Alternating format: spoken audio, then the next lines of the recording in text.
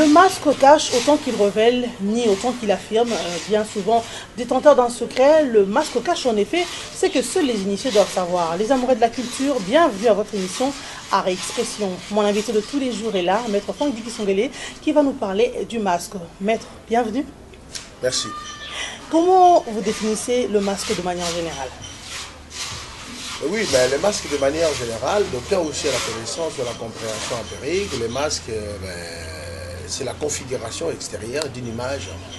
Voilà, c'est la configuration d'une image, comme je disais, puisque ça répond de manière assez, généralement, disons, à la figure humaine, ça revient comme une représentation ou une totalité de l'imagerie de l'homme, les masques. Et quelle est la symbolique ou la signification du masque? Écoutez, les masques, l'on peut le voir, l'on peut définir à trois dimensions. D'abord, les masques comme une forme sculpturale. Le masque comme une forme techniquement observable dans laquelle l'on peut reconnaître les valeurs objectives de l'imitation. Ceci dit que cette sculpture de masque reproduit l'image du manque, d'un animal, d'un oiseau, d'un homme, d'un chien, parce que les masques aussi n'a pas que dans sa forme sculpturale n'a pas que la figure humaine. Il y a aussi les figures animalières, évidemment. Et ça, c'est déjà la première compréhension du masque. Deuxième compréhension du masque, c'est du point de vue symbolique. Du point de vue symbolique, c'est-à-dire le masque, c'est l'image de. Ça renvoie à l'image de. C'est comme les symboles. Par convention, ça peut être un symbole, comme on dit, de l'ordre universel, de l'ordre conventionnel universel, de l'ordre aussi personnel, et surtout assez souvent, ou accidentel. Assez souvent, ça c'est pour les artistes quand ils sont dans la création. Et les masques aussi peuvent être compris comme un mot techniquement observable dans lequel on peut retrouver les valeurs subjectives de l'expression. C'est-à-dire un élément que, soit un artiste, soit même nos artistes dans la cour royale, dans la tradition, qui ont représenté les masques et qui l'ont donné plusieurs rôles, dans le rôle d'ordre social, il y avait aussi un rôle magico-religieux. Là, vous entrez dans les fonctions du masque. Oui, il avait aussi ses fonctions. De par ses fonctions, c'est pour cela que je disais tout à l'heure, du point de vue formel, du point de vue symbolique, j'ai essayé de faire comprendre, parce que pour parler des masques, ce n'est pas quelque chose qui est. Mais en fait, les masques, on peut les retrouver comme dans notre tradition, avait une forme sculpturale, avait une forme que l'on peut toucher, qu'on peut voir, avec des formes animalières, en forme à des figures humaines. Il avait aussi un rôle à jouer, il avait aussi des fonctions. Alors j'ai dit du point de vue symbolique, écoutez, puisque tout est dans le pragmatisme communicationnel du masque, l'on peut voir les contextes, l'on peut voir la sémantique, l'on peut voir également la syntaxe du masque. Quelles sont les fonctions, si vous nous les citez, normalement les fonctions du masque? Les masques avaient aussi les fonctions magico-religieuses, des fois.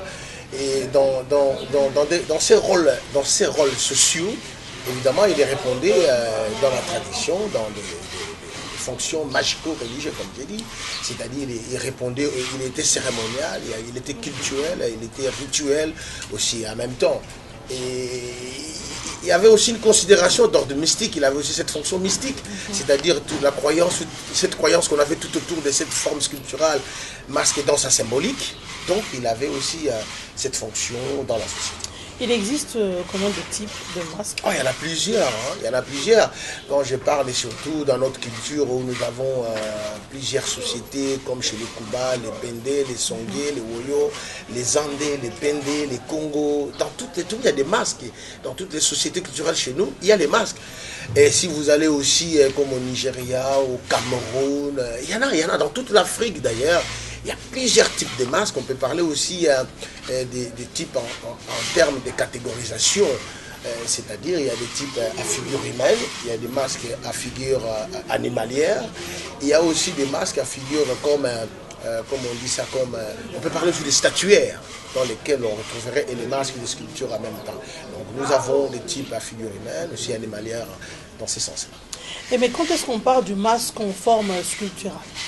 Quand on parle du masque en forme sculpturale, c'est-à-dire c'est la forme qui a été sculptée par le bois, ou dans le bronze, il y en a beaucoup. Quand je prends les masques Pende, les masques Kuba, je prends par exemple les masques Pende les Ningas, ou je prends les masques Song avec les Mwanampo qu'on a dans notre billet de banque. Voilà, parce que ce sont des éléments identitaires et culturels chez nous, ont une valeur culturelle et identitaire en même temps, dans lesquels on se reconnaît symboliquement, étant donné la portée que donnent ces masques par rapport à nous.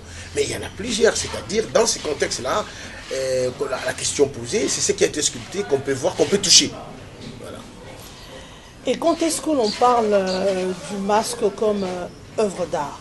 Ah oui, merci. Ben, c'est comme je disais tout à l'heure, on peut parler du masque comme l'œuvre d'art, évidemment, quand elle est...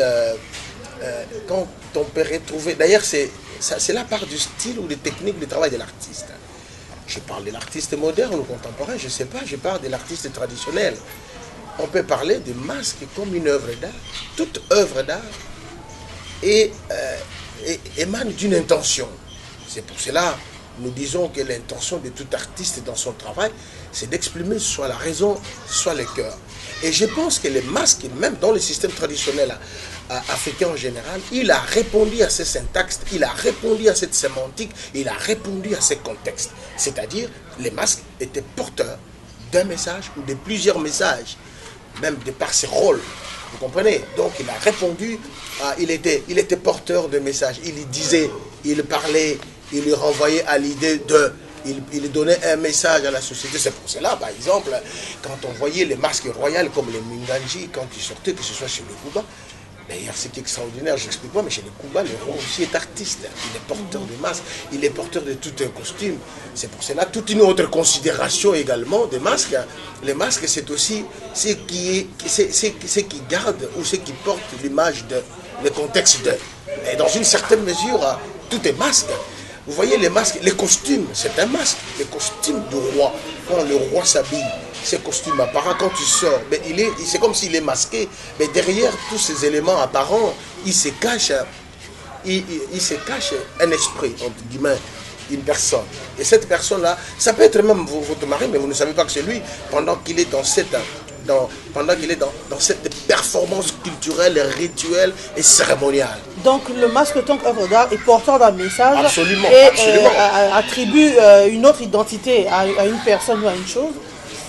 La fonction d'attribuer une autre identité ou fonction à la personne porteuse du masque, ça répond dans l'ordre cérémonial, culturel en même temps.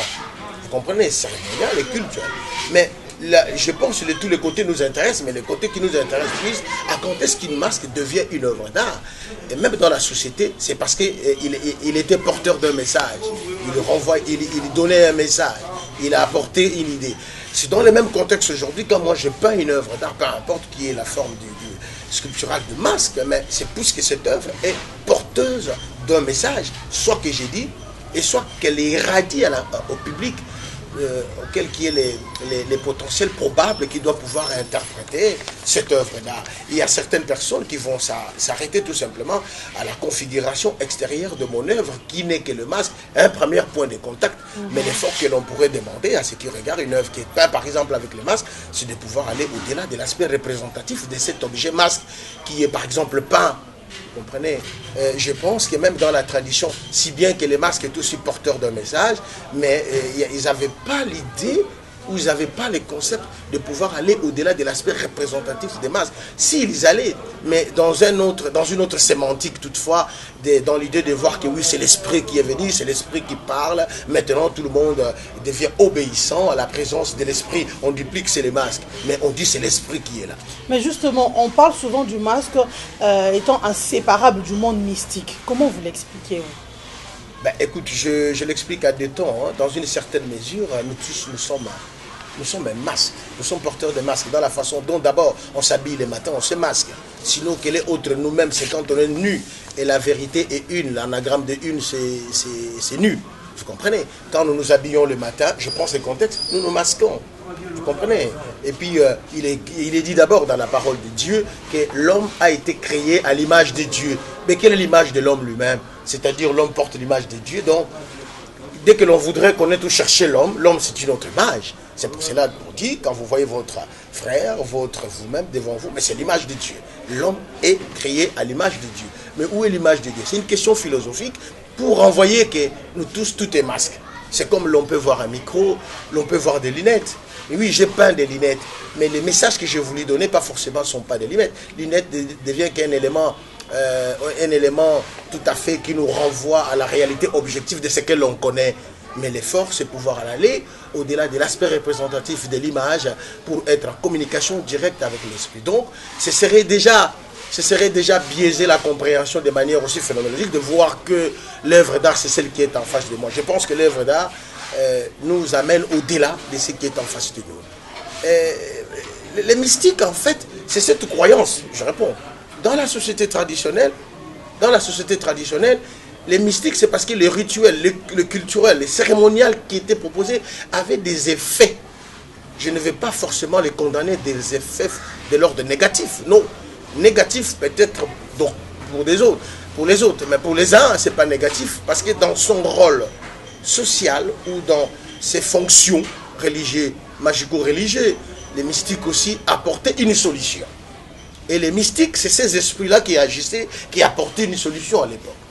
Et dans les contextes qui est le nôtre, les masques peut être aussi entendus dans ces mystiques, c'est cette croyance qu'on a tout autour de cette œuvre d'art qui est sculpturale ou qui est peint en masque, parce que l'on croit ce que l'on fait et l'on croit au contenu. Donc les masques, ce n'est pas seulement la forme sculpturale, mais c'est aussi la forme, la matière, le contenu et l'esprit. Voilà comment j'explique, parce que c'est même la conception, ou si vous voulez, la création, c'est celle-là. C'est la forme. Nous ne pouvons pas faire une création d'une œuvre d'art sans la faire exister, les faire voir au public. Ça a besoin d'être vu, touché. Ça, c'est la matière. Et du point de vue contenu, elle doit être, la forme doit être, ou sur le masque, il doit être porteur d'un message.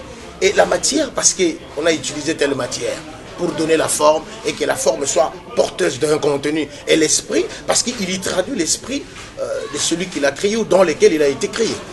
Vous l'avez dit autrement tout à l'heure, l'Afrique est considérée comme le continent le plus riche en tradition de masques.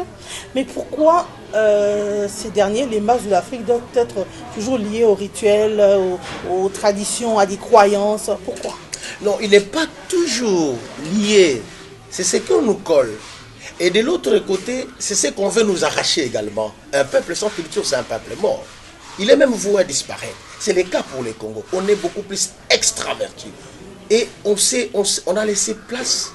C'est comme si on a laissé une porte ouverte d'une maison. Tout le monde entre, même les oiseaux entrent, sortent, même les mouches.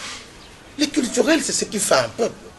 J'ai entendu pas mal de discours, même des modernes d'aujourd'hui, même les jeunes, et qui se sont encore, la culture, ça ne veut rien dire. Mais je suis désolé, parce que le fait de lier votre culture pour aller vous coller, de vous aliéner à une autre culture, mais c'est une culture. La culture, c'est comme, moi je dis, c'est comme un starting block, où l'on prend le départ. Pour vous qui avez fait l'athlétisme, si vous avez pris un mauvais départ dans votre starting block, dans la course de vitesse, que vous soyez Ben Johnson, et que sais-je en cours, vous voyez l'échec, parce que le départ est mal pris. La culture, c'est ce qui est de plus fondamental d'un peuple. C'est ce qui est de plus... C'est ce que l'on ne peut pas... C'est ce qui est de plus humiliable, si je peux me permettre. C'est dans laquelle on découvre l'amplitude d'une force spirituelle d'un peuple. Regardez aujourd'hui, un bel exemple reste avec l'Asie. Il part avec un grand développement, une grande... Aujourd'hui, c'est incontesté, incontestable. Mais la culture reste base. Parce que c'est ça l'âme. C'est ça l'âme asiatique. Et quelle est l'âme de l'Africain? L'Africain, on est tourné bonnement et gratuitement vers l'Occident. Ce que l'on voit chez l'autre, c'est ce qui est mieux que ce qu'on est soi-même. Et je pense que la culture, avec toute une panoplie de définitions, mais je retiens toujours celle de Bernard et de la misère. C'est l'ensemble de nos propres conceptions, de ce que nous avons conçu, ce que nous avons vécu. Même nos scientifiques ne jurent que sur Nietzsche, sur Bachelard. Je crois l'avoir dit la fois dernière, mais je peux aussi formuler mes pensées sur ce qu'a dit Kambayi Bouacha, ce qu'avait dit Zamenga Katou, ce qu'a dit Mukendi, ce qu'a dit Ibongo, ce qu'a dit Liolo, ce qu'a dit Lié Moudaba, Yoka. Parce que nous pensons que nous avons nos penseurs, je ne cite que ceux qui nous sont plus près, plus loin il y en a encore. Donc c'est ce qui est même légué à la jeunesse aujourd'hui. D'ailleurs, même c'est un vrai problème aujourd'hui, nous qui sommes artistes, sur les problèmes de l'art contemporain. Tous ces jeunes qui parlent de l'art contemporain ont du mal à les définir au fond. Parce qu'il y a qu'un problème de paradigme. Est-ce que l'on ne peut pas accéder à ces paradigmes avec les valeurs qui sont propres à nous? L'Afrique n'est restée pas collée, stagnée, bloquée, recroquevillée en elle-même par rapport à sa culture. Non. Elle a l'envie de rencontrer les autres. Par conséquent, les portes de l'Afrique sont grandement ouvertes pour tous ceux-là qui viennent d'ailleurs. C'est seulement ceux d'ailleurs qui sont fermés hermétiquement pour laisser l'Afrique rentrer, pour amener sa culture aussi.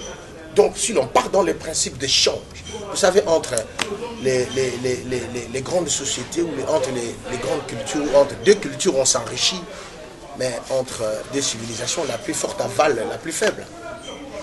Maître, vous alors étant qu'enseignant, que faites-vous par exemple auprès de vos étudiants pour qu'ils comprennent que les masques qui est une richesse africaine n'est pas seulement liée à ses croyances ou à ses rituels? Que faites-vous étant qu'enseignant? Merci bien, mon effort de tous les jours, pas de manière intentionnelle à mes étudiants, mais par rapport à mes réflexions, à mes recherches, étant moi-même artiste, l'on pourrait le considérer dans mes œuvres d'art, c'est de pouvoir, la moelle substantielle, en fait, c'est de pouvoir apporter une nette différence ou à la compréhension de ces valeurs, de ce que l'on a, de ce que l'on peut donner, de ce que l'on peut mélanger et de ce que l'on peut garder qui soit le plus cher. Voilà. Donc même quand on parle de la mondialisation, dit mon professeur Mukinji, non, on ne peut pas mondialiser. On peut mondialiser la culture dans la circulation des valeurs. Voilà. Mais on ne doit pas se muer dans l'autre. Sinon, on se perd qui l'on est. Dans une certaine mesure, on ne doit pas se refuser parce qu'on voit les documentaires, on utilise les téléphones que l'on ne fabrique jamais chez nous, mais les matières premières viennent de chez nous. Vous comprenez? À quel moment pouvons-nous être à mesure d'utiliser les matières qui viennent de chez nous ou d'utiliser nous-mêmes? Et doit-on toujours, je pose la question autrement, laisser que les matières premières viennent de chez nous, que l'on fabrique toujours pour nous renvoyer? C'est une question d'ordre épistémologique aussi en même temps. Donc, je pense à faire comprendre que ne soyez pas recroquevillés en vous-même. Vous êtes à l'université, ceci dit, vous devez vous ouvrir au monde pour que le monde s'ouvre à vous. Le bel exemple, je l'ai dit tout à l'heure, c'est les Asiatiques avec les Chinois. Ils sont ouverts au monde et le monde s'est ouvert à eux. Parce qu'ils ont compris comment fonctionne le monde et comment dois-je aller fonctionner avec les données qui sont aussi universelles et qui me sont propres. Le problème, et surtout nous, les Congolais, Africains en général, en particulier les Congolais, on perd même notre identité. On veut faire comme tel. Par conséquent, si on revient à vous, on demande si vous avez une âme propre à vous. Et puisque si bien que l'on soit les résultats de plusieurs sources, mes propres sources, parce que j'ai voyagé là, je suis allé là, et j'ai rencontré telle personne, mais cela n'exclut pas que j'ai des données qui me sont propres et qui gardent mon identité, mon starting block, mon point de départ. Je peux tout beau faire, vivre même au paradis, pour ne pas dire paradis, même dans d'autres univers qui sont dans Mars. Mais dès que l'on me voit en Mars, un Américain, un blanc qui me rencontre me dira, c'est un Africain.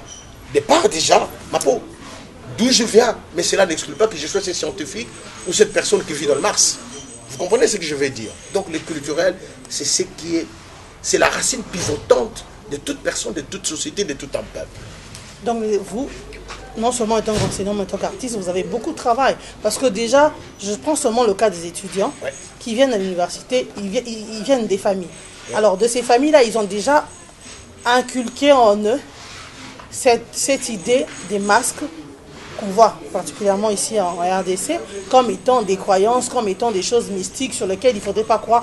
Ces étudiants ont déjà une identité perdue. Évidemment, c'est un regard assez borné. C'est comme je disais il y a quelques jours avec mes étudiants. C'est lui qui est, le parent qui est en train, ou qui est censé, qui est en train d'éduquer son enfant, lui-même déjà a des bases obscurcies, déroutées. C'est un problème culturel. Nous nous sommes rencontrés avec plusieurs cultures ou plusieurs civilisations les plus fortes et qui nous avalent et qui continuent de nous avaler. Même nous, regardez notre manière de parler. Et nous nous laissons avaler. Et nous nous laissons avaler. Mais quand je suis, j'ai le bonheur de reprendre mon 3e cycle, quand je suis sur le banc de l'école, je vois les réflexions qu'émettent les grands professeurs ici chez nous. J'ai dit, mais si toutes ces notions sont connues, mais pourquoi le Congo vit ce qu'il vit? Le Congo est à même pas à mesure de changer son fusil d'épaule. Or que nous avons beaucoup d'éléments qui nous sont restés encore d'ordre identitaire et culturel, qui ont une force mais qu'on n'y arrive pas seulement à aller chercher, qu'apprendre. Pas aller chercher, je dis bien, qu'apprendre. Voilà. On a du mal à changer fusil d'épaule parce qu'on est déjà dérouté. On est resté borné, recroquevillé. Même quand on... Regarde ma manière de parler, je suis désolé de parler, mais écoutez, c'est parti comme ça. Regarde ma manière de parler. Je ne sais pas si c'est moi ou c'est l'autre. Mais quand je vois mon arrière-grand-père parler, si bien n'a pas fait les écoles comme moi j'ai fait. Je puis dire aujourd'hui ma façon de parler, c'est le résultat de différentes personnes des écoles que j'ai rencontrées, dans lesquelles je me reconnais. Peu importe. Mais cela ne m'oblige pas d'oublier ce qui est la racine pivotante de ma vie, de ma culture, de mon arbre généalogique. Aujourd'hui, regarde même nos sœurs, nos frères, nos enfants qui partent en Europe. On leur dit là-bas, qu'est-ce que c'est la famille? Non, la famille c'est ton père, c'est ta mère. Mais on oublie l'arbre généalogique. Mais l'arbre généalogique, c'est culturel. Le fait de reconnaître sa famille, oui, j'ai les familles en Afrique, mais c'est culturel. Mais aujourd'hui, Dieu soit loué, c'est le retour au bercail. Hein. Maintenant, ils se rendent compte chez soi, on est mieux que chez soi. Mais quand ils rentrent, ils sont brûlés déjà, perdus de toutes données possibles. Il y a aussi un problème, nous les artistes qui traversons, qui allons ailleurs, nous copions facilement. Nous ramenons ici dans l'idée que voilà, moi j'ai trouvé. Mais peut-être vous n'avez pas trouvé, parce que quand on fait des recherches pour aller voir, et si on le rencontre aujourd'hui, le monde devient tout un petit village, hein, l'on peut voir que mais les travaux que je vois ici, je les vois de chez moi, mais je les vis chez un tel artiste. Je vais bien. On peut voir les ressourcements dans mon travail. Et surtout, moi je suis heureux d'avoir trouvé ça comme source et source d'inspiration aussi. Mais je ne reste pas recroquevillé là-dedans à ne regarder que le parcours de mon travail. L'on sent le désir de vouloir aller au-delà de moi-même, de donner le meilleur de moi-même. Et je pense que l'art, dans ce rôle aussi eschatologique, aussi axiologique, essaie d'aller au-delà pour proposer, transporter les gens. Mais chacun vient au rendez-vous du donner et du recevoir avec ses données qui sont propres, et bien aussi avec d'autres ressourcements. Pourquoi pas? Parce qu'à la rencontre de deux cultures, il y a un échange qui se passe et on s'enrichit. Voilà comment je pourrais répondre à ces problèmes. En tant qu'artiste, en tant qu'enseignant, mon enseignement n'est pas de l'ordre à dire aux étudiants, revenez au masque, ne faites pas le masque non plus, non. Mais dans les différents cours où j'assiste le docteur Mukenji, dans ces cours comme les cours d'éthique, les cours de philosophie de l'art, des questions spéciales en esthétique, aussi des méthodes de recherche scientifique, il donne aussi un cours de logique ou dans la partie théorique où je l'assiste, je trouve les éléments qui me donnent fondamentalement raison d'être moi-même tout en rencontrant les autres. Hein, j'aime bien, si vous permettez que je dise ça à Lingala, les grands poètes Lutumba avaient dit, j'avais suivi une de ses missions, est un grand artiste, musicien, poète, qui avait dit, donc il y a une autre intention. Je vous vois habillé, très bien habillé, pas dans l'intention, pas dans l'envie. Je ne vous envie pas, mais je regardais, j'ai apprécié, j'observe les principes logiques de s'habiller bien et je l'applique par rapport à ma taille, par rapport, voilà, par rapport. Ok, maître, on va parler de vos œuvres qui sont souvent liées au masque. Pourquoi travaillez-vous souvent sur le masque? Je pense que oui, les éléments qui restent comme des brins des éléments qui restent jusqu'à aujourd'hui, qui font preuve que je reste attaché au masque. Maintenant, je ne suis pas attaché au masque. Vous pouvez voir, je pense que je suis attaché à la force de l'imagination. À la force de l'imagination qui peuvent me donner des formes de masques, et au-delà des masques, et des formes dont l'on peut reconnaître, des formes géométriques ou ne pas le voir dedans. Je pense que dans mon travail, je me laisse conduire par cette force de l'imagination, avec cette volonté de vouloir donner le meilleur de moi-même. Je pense que dans son rôle qui transporteur, l'art me fait découvrir d'autres sphères dans lesquelles je vois beaucoup de choses et que ma force ne peut ramener que l'infime partie et que le reste aussi c'est pour les autres. Mais l'on peut lire quelques figures dans mes masques et dans une certaine mesure, quand bien même je représenterai ces d'autres figures-là, il ne reste qu'un masque. Et je suis heureux pour avoir accédé ou pour avoir transcendé la compréhension du masque dans sa forme sculpturale et que je le retiens que dans les contextes symboliques. Donc j'ai une autre syntaxe qui accompagne mon art pour pouvoir donner une expression, pour pouvoir donner, si vous voulez, un art aussi significatif et très expressif. Et que représentez-vous souvent sur vos tableaux peints en forme de masque? En tout cas, c'est beaucoup plus... En termes formels, bien entendu, il y a c'est là quand une figure qui vient, c'est une figure. L'on peut bien se refuser ces figures de masque, mais je vois c'est là qui peignent des personnages. des personnes, pardon, qui ont comme personnage des personnes sur, permettez cette tautologie, c'est pour raison de faire comprendre, des images humaines, des figures humaines sur une toile. Eh bien, une personne humaine, depuis la nuit des temps, elle reste la même. La différence, c'est de la manière de le rendre, la manière de les transformer en contenu et en esprit. Mais tout ce que l'on peut voir sur ma toile, que ce soit de forme à peine saisissable ou insaisissable, n'est que figure d'un masque. Parce qu'au-delà de cela, pour avoir compris symboliquement la portée de masque, donc tout est masque. Celle qui est en face de moi, c'est Madame Esther Pezo, mais c'est aussi un masque, car la vraie vous-même, elle est où? C'est celle qui elle est en train de roupiller en dormant, c'est celle qui me parle en face, c'est celle qui est en état de crise, ou elle est vraie Dicky Songué l'artiste? C'est celui qui vous parle ou celui qui parle? Ou c'est celui qui enseigne? Ou c'est celui qui est le mari de sa femme, Rebecca? Ou celui qui est le père de ses enfants, Samuel Koubi Sinaï Bonaravila? Ou c'est celui qui est serviteur de Dieu à l'église du Seigneur, Amena? Ou celui qui est l'ami de pasteur Moïse, de pasteur Jean-Paul? Ou celui qui est l'assistant collaborateur de professeur Mukenji? C'est lesquels en fait? Et donc, qui sont il est tout est masque. Voilà. Là, ce sont de plusieurs casquettes. Voilà.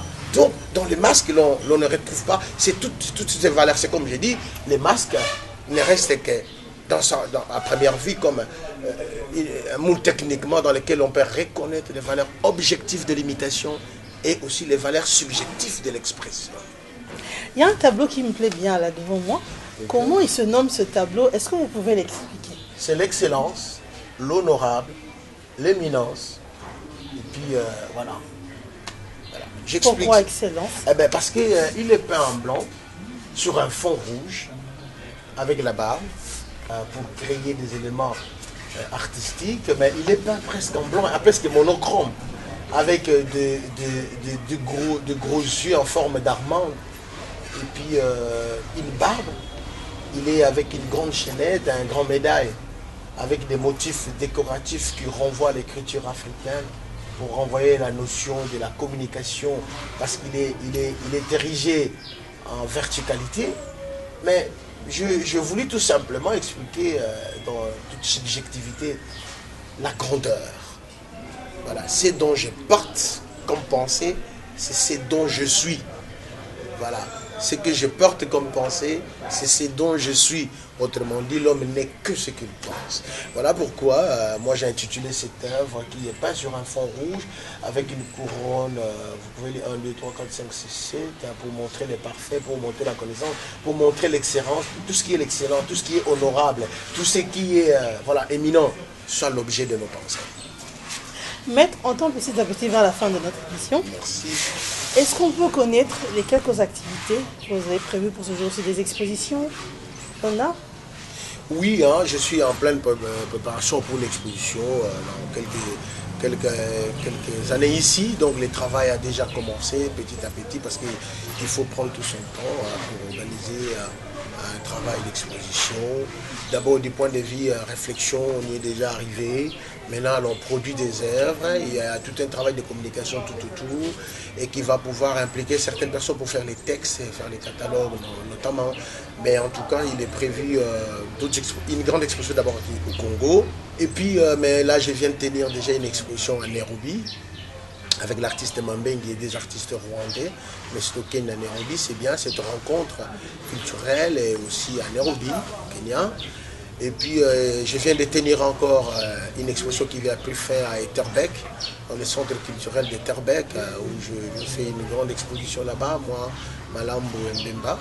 Une grande exposition qui a été coordonnée, dont la commissaire était Madame Lorenz Angoy, en Belgique, à Bruxelles. Dommage, je n'ai pas eu le visa, mais le Chevin m'a appelé, on a fait une conférence en direct, et puis on faisait les discours à ma présence. Et c'est avec Mort dans l'âme qu'on présentait, voilà, l'artiste, vous le voyez à travers la télé, dans son atelier.